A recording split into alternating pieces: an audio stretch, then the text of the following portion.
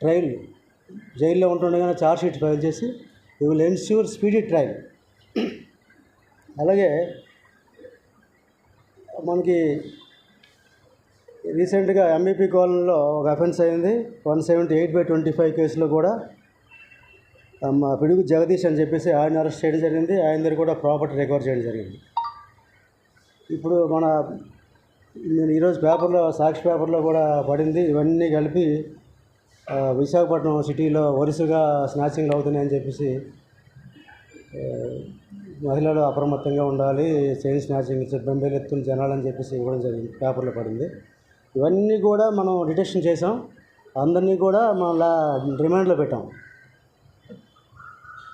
తగిన proper action కూడా కఠినమైన చర్యలు తీసుకుంటాం అందరి మీద.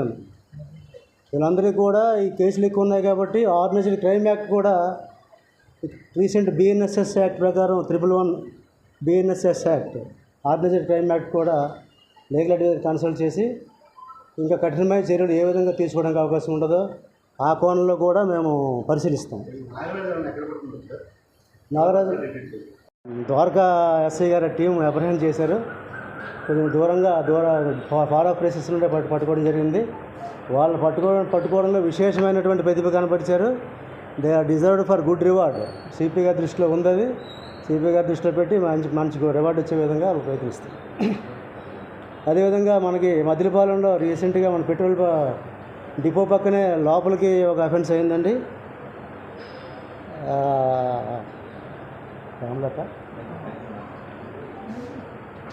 ఈజ్ పెన్సామ్ ఆఫ్ గంట్యాడ మండలం, విజయనగరం డిస్ట్రిక్ట్.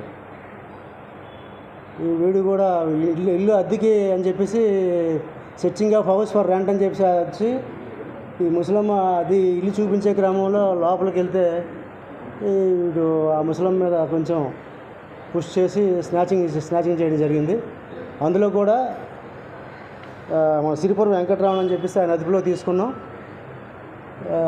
వాడిని కూడా త్వరలో రిమాండ్ పెడతాం. It is investigation under active progress.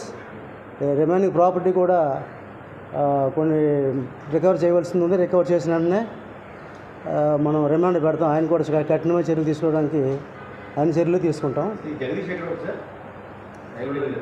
పిడుగు జగదీష్ ఈ ఊరేనండి. పిడుగు జగదీష్ ఈ ఊరే.